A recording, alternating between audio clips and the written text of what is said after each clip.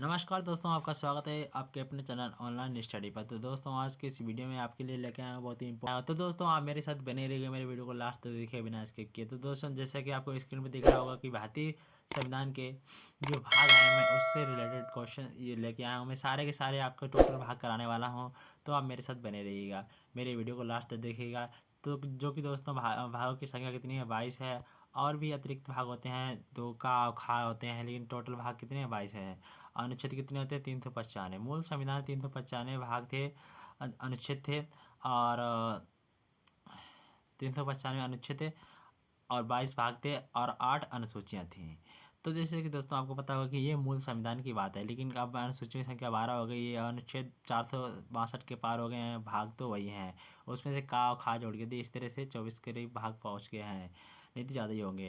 तो दोस्तों, जैसे कि ये आपको मैं बताने वाला हूँ, जो टोटल भाग कराऊंगा। तो जैसे कि आपको स्क्रीन में दिख रहा होगा कि भाग एक, ये हमारा भाग होगा, इसे भाग बोलेंगे।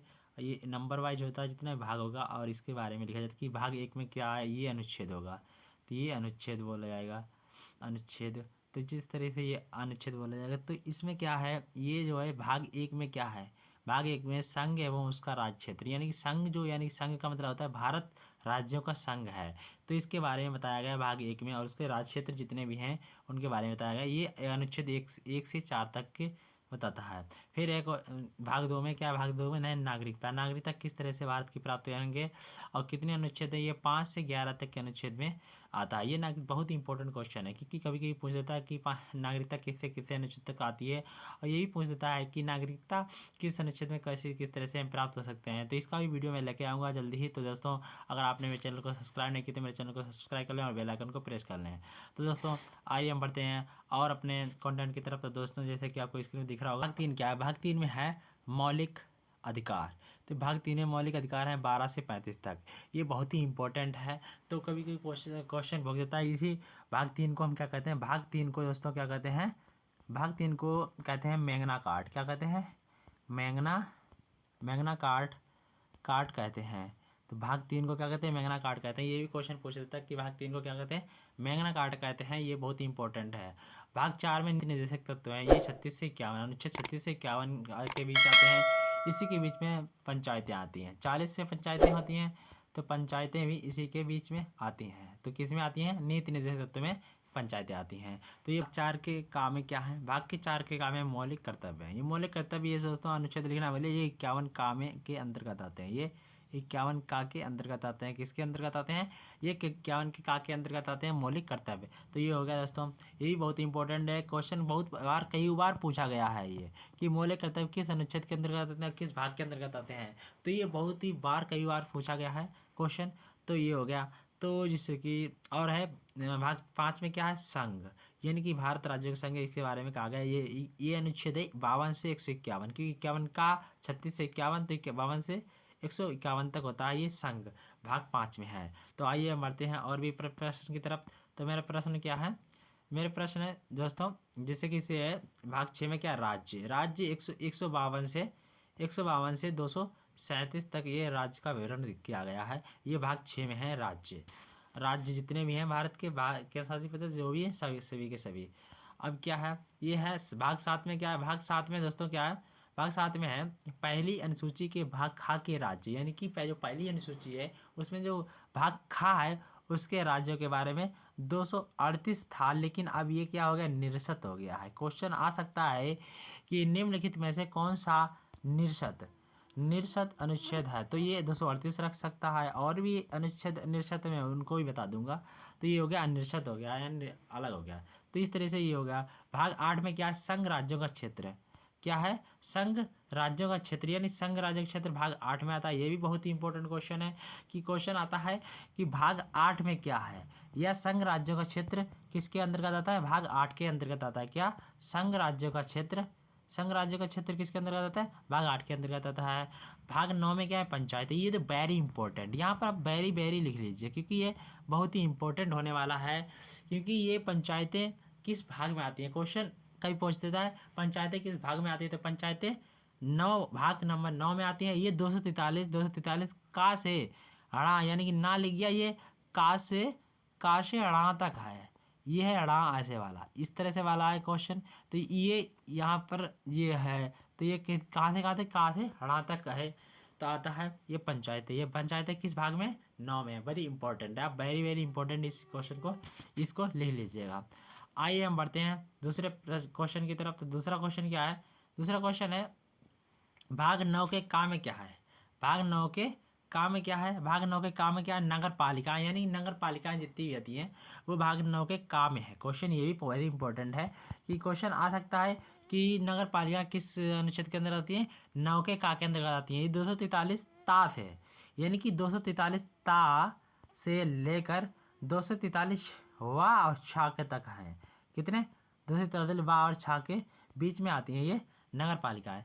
नगर और है ना, कोई खा में क्या आता है, सहकारी समितियाँ, यानी कि जितनी सहकारी समितियाँ होती हैं वो सभी किसके यहाँ आती हैं, 9 के खा में आती हैं। और ये 243 या जा से लेकर, ये है 243 या और जा से लेकर या और ना तक है। ये क्या है, यहाँ ना तक सहकारी समितियाँ।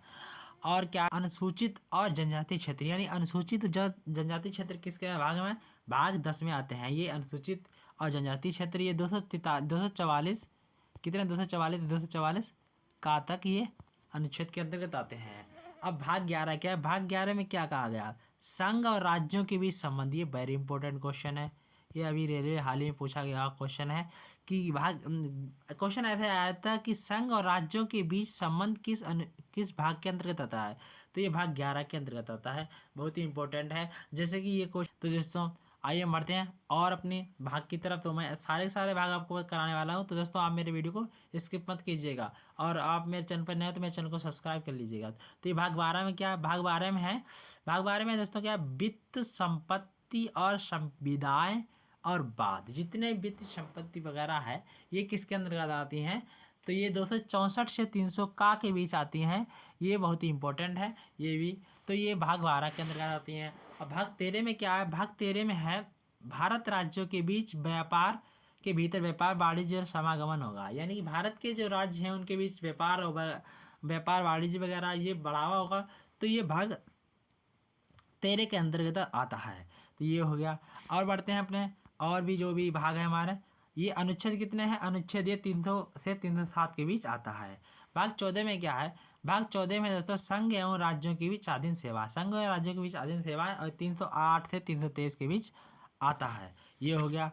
और क्या है दोस्तों, और मैं आपको बताऊंगा, जैसे कि आपको देखा होगा स्क्रीन पर 14 का अधिकरण है। ये 323 का से 323 खा तक है, ये अधिकरण है। ये भाग 14 के खा में आता है, ये भी इम्पोर्टेंट है। और भाग 15 में है निर्वाचन आयोग, ये 324 से 329 तक ये आता है। तो ये भी बहुत ही इंपॉर्टेंट है, ये हो गया। और जैसे कि आपको दिख रहा होगा निर्वाचन आयोग की किसके अंतर्गत आता है, भाग 15 के अंतर्गत आता है। निर्वाचन क्षेत्र जो भी होता है, निर्वाचन क्षेत्र, निर्वाचन आयोग, सबके इसी में के अंतर्गत आते हैं टोटल।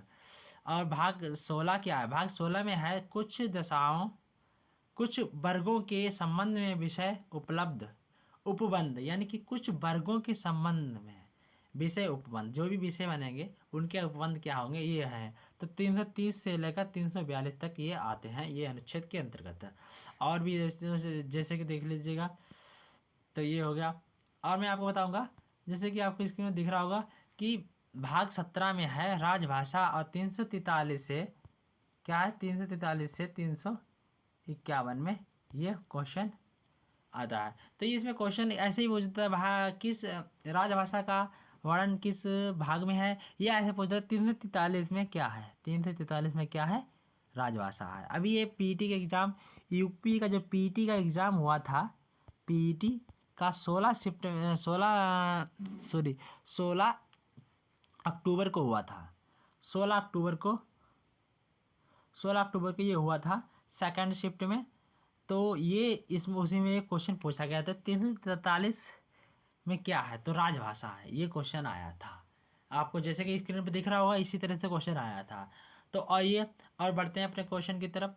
तो और क्या है हमारा क्वेश्चन, क्या हमारी थ्योरी और क्या है कॉन्सेप्ट है 18, भाग 18 में क्या है, आपात उपबंध, यानी कि आपातकालीन जितनी स्थितियों में ये उपबंध होते हैं, उपाय होते हैं, उनका सभी का उल्लेख है भाग 18 में। अनुच्छेद कितना है, 352 से 360, 352 से 360 के बीच ये आता है। ये हो गया। आइए हम बढ़ते हैं 19 में क्या है, प्रकीर्णन। ये 361 से 367 के बीच आता है। ये ज़्यादा पूछा नहीं जाता है प्रकीर्णन, कभी कभी पूछ लेता है। ये हो गया। और भाग 20 में वेरी इंपॉर्टेंट, इसमें आप वेरी वेरी इंपॉर्टेंट लिख लीजिएगा, क्योंकि ये भाग 20 जो है 368 के अंतर्गत अनुच्छेद ही बहुत ही इंपॉर्टेंट है। इसका अनुच्छेद ही बहुत ही इंपॉर्टेंट है और इसका ये भाग भी बहुत इंपॉर्टेंट है कि भाग 20 के अंतर्गत क्या आता है। ये अनुच्छेद 368 या 300 भाग 20 के अंतर्गत आता है संविधान संशोधन। ये संविधान संशोधन में जो संशोधन होगा तो इसके बारे में जो भी उल्लेख है वो भाग 20 में अनुच्छेद 368 में उल्लिखित है। ये हो गया। आइए और बढ़ते हैं अपने जो भी बचे हुए हमारे भाग हैं। तो जैसे कि आपको इसमें दिख रहे होंगे, भाग 21 में क्या है, भाग 21 में अस्थायी संक्रमणकालीन और विशेष उपबंध। ये 369 से 392 के बीच ये आते हैं। ये अनुच्छेद है हमारा, तो इस अनुच्छेद के अंतर्गत आते हैं। ये है अस्थायी संक्रमणकालीन जो बीमारी वगैरह बढ़ती है उससे के संबंधित उपबंध जो भी होते हैं, ये भाग 21 के अंतर्गत आते हैं। भाग 22 में क्या आता है, भाग 22 में संक्षिप्त नाम, प्रारंभ, हिंदी में प्रतिकरण पाठ और निरस्त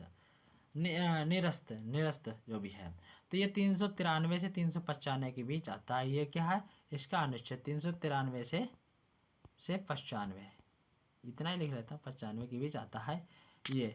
तो ये सारे भाग और अनुच्छेद करा दिए हैं। तो एक एक भाग एक एक अनुच्छेद लेके आऊँगा मैं जल्द ही आपके साथ। तो आप मेरे साथ बने रहिएगा, मेरे वीडियो को लास्ट तक देखिएगा बिना स्किप किए। तो नेक्स्ट वीडियो में जल्द ही मिलेंगे। तो तब के लिए दोस्तों जय हिंद जय भारत। और दोस्तों अगर आपने अपने चैनल को सब्सक्राइब नहीं किया तो मेरे चैनल को सब्सक्राइब कर लें, बेल आइकन को हिट कर लें, जो भी वीडियो लाऊँ तो सबसे पहले आपके पास पहुँचे। तो दोस्तों